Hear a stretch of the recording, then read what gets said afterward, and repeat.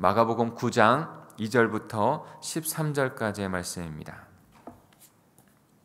마가복음 9장 2절부터 13절까지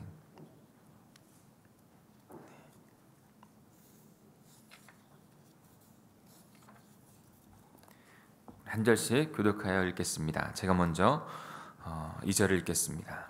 그리고 엿새 뒤에 예수께서 베드로와 야고보와 요한만 데리시고 따로 높은 산으로 가셨다.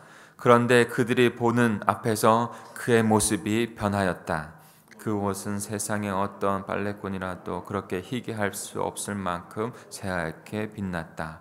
그리고 엘리야가 모세와 함께 그들에게 나타나더니 예수와 말을 나누었다.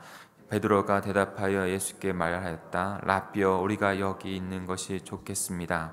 우리가 초막셋을 지어서 하나는 라삐를, 하나는 모세를, 하나는 엘리야를 모시겠습니다. 사실 베드로는 무슨 대답을 해야 좋을지 몰랐던 것이다. 제자들이 겁에 질렸기 때문이다. 그런데 구름이 일어나서 그들을 덮었다. 그리고 구름 속에서 소리가 났다. 이는 내 사랑하는 아들이다. 너희는 그의 말을 들어라. 그들이 바로 둘러보았으나 아무도 없었고 예수만 그들과 함께 계셨다. 그들이 산에서 내려올 때 예수께서 그들에게 명하시어 인자가 죽은 사람들 가운데서 살아날 때까지는 본 것을 아무에게 또 이야기하지 말라고 하셨다. 그들은 이 말씀을 간직하고 죽은 사람들 가운데서 살아난다는 것이 무슨 뜻인가를 서로 물었다. 그들이 예수께 묻기를 여짜여 여자들은 엘리야가 먼저 와야 한다고 합니까? 하니 예수께서 그들에게 말씀하셨다. 확실히 엘리야가 먼저 와서 모든 것을 회복한다. 그런데 인자가 많은 고난을 받고 멸시를 당할 것이라고 기록된 것은 어찌 된 일이냐? 내가 너에게 말한다. 엘리야는 이미 왔다. 그런데 그를 두고 기록한 대로 사람들은 그를 함부로 대하였다. 아멘. 오늘 예수님께서 변화산 사건을 이루신 그런 본문을 다루고 있습니다. 오늘 변화된 그 예수님의 모습을 통해서 우리에게 주시는 귀한 말씀 무엇인지 함께 묵상하고 깨닫겠습니다. 우리 같이 묵상할까요?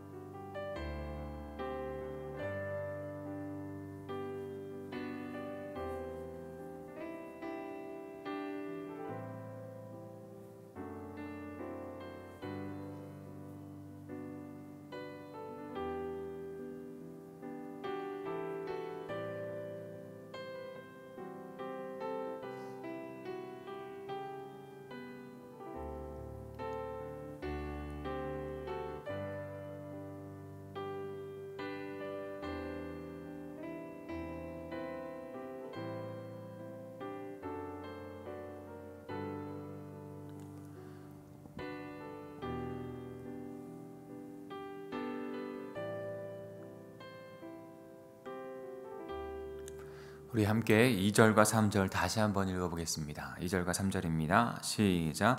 그리고 엿새 뒤에 예수께서 베드로와 야고보와 요한만을 데리시고 따로 높은 산으로 가셨다. 그런데 그들이 보는 앞에서 그의 모습이 변하였다.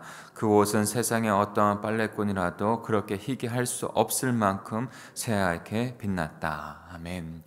예수님께서 산에 올라가셔서 그 모습이 변화한 장면을 오늘 우리가 보고 있습니다. 사랑하는 성도 여러분, 말씀을 묵상할 때 우리가 계속 이제 훈련을 하고 있지 않습니까? 근데 그 말씀의 훈련 가운데 우리의 말씀의 이해는 굉장히 계속 넓어지고 있습니다. 그렇지 않을 수가 없어요. 왜냐하면 말씀 한 구절만 볼 때에는 이해 못할 부분들이 있거든요. 근데 그것보다 앞뒤를 보면 더 잘 이해가 되고요. 그것이 계속 확장되어지는 것이 성경의 전반적인 것에 이해가 있게 되는 것이죠. 그런데 그 전반적인 것에서 핵심에서 그 하나하나를 묵상해서 이해하기 때문에 그 묵상이 그냥 한 번 묵상하는 사람보다 훨씬 더 많은 이해를 가지고 또 하나님의 뜻을 깨닫게 되는 것입니다. 그런데 그 중심 안에는 언제나 하나님의 나라가 있다는 것을 우리는 깨달아야 합니다. 그러니까 오늘 변화산의 사건에서도 이 자체로만 묵상해서 깨닫는 거, 그것도 할 수 있죠. 그러나 이것이 성경 전체에서, 그러니까 묵상할 때 항상 성경 전체에서, 그리고 이 본문 안에서 또한 또 하나님께서 어떻게 이루어 가실 것인지에 대한 부분에서 함께 묵상하여 이해하는 것이 참으로 중요합니다. 그러니까 변화산 사건, 하나님 나라를 위해서 어떠한 일들을 나타내 보여주기 위해서 우리에게 말씀하신 것인가? 어저께 우리는 중요한 말씀을 보았죠. 바로 예수 그리스도께서 그리스도다. 예수님이 그리스도다. 살아계신 하나님의 아들이다 라고 하는 그 고백을 하게 되지 않습니까? 그런데 그 그리스도의 복음을 이루기 위해서 예수님께서 십자가에 죽으시고 부활하신다는 것을 비로소 이제 증거하신다고 했어요. 이루시는 것이죠. 그런 말미암아 하나님 나라의 복음의 완성을 이루어 가시는 것입니다. 변화를 이루어 가시는 것이죠. 그리스도인으로 하나님의 백성으로서 우리는 구원받고 하나님의 백성으로서 변화해가는 것입니다. 변화하지 않는 것은 하나님의 백성으로서의 모습이 아니에요. 그 하나님의 백성으로서 거듭난 생명으로서 하나의 생명으로 변화해가는 것, 이것이 우리를 부르신 너무나도 중요한 목적인 것이죠. 그래서 예수님께서 오늘 변화산 사건을 통해서 그 본질적인 변화가 무엇인지를 우리에게 말씀해 주고 있는 것입니다. 오늘도 예수님 안에서 하늘 생명으로 부활 생명으로 변화되어지는 삶을 살기를 소망하실 수 있는 저와 여러분이 되기를 간절히 소망합니다. 그런데 예수님께서 그 변화의 모습을 친히 우리에게 나타내 보여주신 거예요. 십자가 부활의 복음을 증거하고 그리고 그것을 이루심을 통해서 어떻게 변화해야 할지 대한 부분들을 보여주신 것이죠. 높은 산으로 베드로와 야고보와 요한만 데리고 올라가셨습니다. 변화의 산인 것이죠. 변화의 산. 하나님의 임재가 상징하는 그 산. 그래서 예수님께서 하나님의 임재를 상징하는 그 산에 올라가셔서 그들 앞에서 변형되어 주셔서 그 모습을 나타내 보여주십니다. 왜요? 하나님께서 예수님께서 그 변화를 통해서 우리에게 보여주실 의도가 있으신 것입니다. 하나님을 만난 모세가 변화되었었죠. 하나님 만난 모세가 변화되었고, 이제 예수님께서 변화산에서 변화하십니다. 이것은 하나님 앞에서 모세처럼 예수님처럼 하나님의 권능, 능력으로 복음으로 변화되어 하나님의 백성이 우리 또한도 변화될 것이라는 것을 깨닫게 해주시는 것이죠. 하늘의 생명으로, 부활 생명으로 변할 것이다. 하나님의 은혜로, 전적인 은혜로 너희가 변할 것이다. 그것을 우리에게 말씀해 주는 것입니다. 사랑하는 성도 여러분, 이제는 하나님의 나라를 이루시는 그 예수 그리스도, 우리의 믿음의 대상이신 예수 그리스도, 그분을 바라보고 그분께서 이루신 십자가 부활을 통해서, 십자가 부활의 복음을 통해서 우리는 그 은혜를 통해서 제된 존재에서 이제는 하나님의 거룩한 백성, 제약된 존재에서 이제는 하나님의 영광을 위해 살아가는 새로운 피조물로 거듭난 인생이 되는 것입니다. 변화사는요, 그것을 우리에게 보여주고 있어요. 예수님이 변화되었듯이 예수님의 그 십자가 부활의 은혜로 변화될 것이라는 것을 우리에게 말씀해 주고 있는 것이죠. 또한 또 우리에게 무엇을 말씀해 주고 있는 것 있습니까? 우리 4절과 5절을 같이 읽어볼까요? 오늘 말씀 4절과 5절입니다. 시작. 그리고 엘리야가 모세와 함께 그들에게 나타나더니 예수와 말을 나누었다. 베드로가 대답하여 예수께 말하였다. 랍비여, 우리가 여기가 있는 것이 좋겠습니다. 우리가 초막셋을 지어서 하나는 랍비님을, 하나는 모세를, 하나는 엘리야를 모시겠습니다. 네. 그 변화된 모습을 그들에게 보여주십니다. 그들이 놀랍기도 하고 깜짝 놀란 것이죠. 그리고 그들과 함께 있는 장면을 목격하는데, 환상을 목격하는데, 그것은 엘리야와 모세와 함께 이야기를 나누시는 예수님의 모습을 목격하는 것이죠. 그리고 나서 그 목격하는 그 장면 가운데 나타내주고 있는 것은 무엇일까요? 모세는요, 애굽에서 이스라엘 백성들을 출애굽함을 이끌어갔던 자로서 예수님의 메시아 되심을, 장차 오심을 예표했던 자입니다. 메시아를 예표했던 자. 엘리야는 누굽니까? 엘리야는 하나님의 말씀을 듣고 하나님의 말씀 가운데 말씀을 전파하던 그 선지자를 대표하는 자입니다. 모세와 엘리야, 이 두 사람이 예수님과 함께 하심으로 말미암아 제자들이 그 모습을 보면서 하나님의 완전한 구원을 이루실 그 모습이 바로 예수 그리스도를 통해서 통합되어지고 완전해진다는 것을 우리에게 말씀해 주고 있는 것이죠. 그러면서 7절과 8절에 이렇게 말씀하시는 것이죠. 같이 7절과 8절을 읽을까요? 시작. 그런데 구름이 일어나서 그들을 뒤엎었다. 그리고 구름 속에서 소리가 났다. 이는 내 사랑하는 아들이다. 너희는 그의 말을 들어라. 그들이 바로 둘러보았으나 아무도 없었고 예수만 그들과 함께 계셨다. 아멘. 모세와 엘리와 함께 나누는 그 모습, 변화되어져서, 그런데 그 모습을 보면서 놀랐던 그들에게 하나님께서 구름을 덮으시고 말씀하셔 주시는 것이 이는 내 사랑하는 아들이다. 너희는 그의 말을 들어야 한다. 라고 말씀해 주시는 것입니다. 무엇을 의미하는 것일까요? 오직 예수 그리스도만이 우리의 유일한 구원자인 것을 다시 그 변화산 사건을 통해서 그들에게 선포하시고 저와 여러분에게도 선포해 주시는 줄 믿습니다. 그분만이 우리의 믿음의 대상이요, 그분만이 우리를 구원하실 수 있는 유일한 하나님이 되시는 것이죠. 그리고 또한 또 우리에게 말씀해주고 있는 귀한 말씀은 무엇입니까? 그 예수 그리스도를 바라보고 구원의 생명을 얻은 그들에게 또 하나의 그 사명으로서 적용으로 주고 있는 말씀이 저는 있다고 생각합니다. 9절 전반부에 보면 그들이 산에서 내려올 때라고 했어요. 그러니까 베드로가 그 곳이 너무나 좋은 거예요. 그래서 여기가 좋사오니 여기에 머물겠습니다 라고 말할 때 예수님께서는 그들을 거기에 머물게 하지 아니하시고 같이 내려옵니다. 저는 이 내려왔다고 하는 부분도 너무나도 저희들에게 중요한 말이라고 생각합니다. 거기가 좋사오니 그냥 거기에만 머물겠습니다. 그렇게 머물러 있는 그 마지막 때, 예수님께서 마지막 나라를 이루실 때는 그렇게 머물죠. 그러나 지금은 아직 그때가 아니에요. 십자가 부활을 이루셔야 하고 다시 오시겠다고 하는 그때가 되어야, 그때야 비로소 우리는 거기가 더 좋사오니 주님과 함께 거하겠습니다 라고 최종적으로 말씀드릴 수 있을 것 같아요.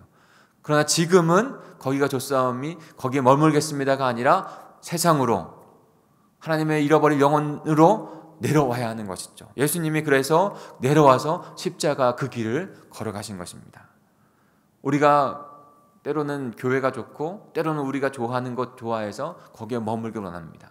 그러나 거기에서 머물고 있는 것이 아니라, 교회만 머물고 있는 것이 아니라 정말 복음이 필요한 곳, 그 은혜를 받아 교회에서 은혜를 받고 가정과 세상으로 나아가서 복음으로 변화시키는 일에 쓰임받는 저와 여러분이 되어야 하는 것이죠. 왜 변화의 모습을 보여주시고 그리고 내려오셔서 십자가의 길을 걸어가셨습니까? 십자가의 길 걸어가 복음을 이루어야 하기 때문에. 그 모습을 왜 우리에게 보여주셨을까요? 우리도 주님 안에서 은혜 가운데 변화받은 자로서 이제는 세상으로, 가정으로 가서 그 복음으로 그들을 구원하여 그 변화되어지는 그 장소에 그 복음으로 그들을 인도해야 하기 때문인 것이죠. 그 사명이 저와 여러분에게 있는 것입니다. 그 구원의 통로로 주님 앞에 쓰임받을 수 있는 저와 여러분이 되기를 간절히 소망합니다. 그 권능, 성령의 권능이 우리에게 있어 우리는 변화되었습니다. 새로운 생명, 하늘의 생명을 얻은 자 되었습니다. 변화의 주체가 또한 되어진 것이죠. 그러니 사랑하는 성도 여러분, 믿음을 가지시고 소망을 가지시고 나에게 주어지신 그 사명을 가지고 주님 앞에 쓰임받기를 오늘도 소망하면서 각자의 삶의 자리를 변화시킬 수 있는 저와 여러분이 되기를, 변화되어지고 변화시킬 수 있는 저와 여러분이 되기를 소망합니다. 우리 마지막 부분을 좀 살펴볼까요? 우리 9절부터 10절까지 같이 보겠습니다. 변화산의 목적, 표적을 나타내신 그 이유는 무엇일까요? 9절과 10절입니다. 시작. 그들이 산에서 내려올 때 예수께서는 그들에게 명령하시어 인자가 죽은 사람들 가운데서 살아날 때까지는 본 것을 아무에게도 이야기하지 말라고 하셨다. 그들은 이 말씀을 간직하고 죽은 사람들 가운데서 살아났다는 것이 무슨 뜻인가를 서로 물었다. 네. 그 변화산의 그 표적을 보여주시고 함께 내려오시죠.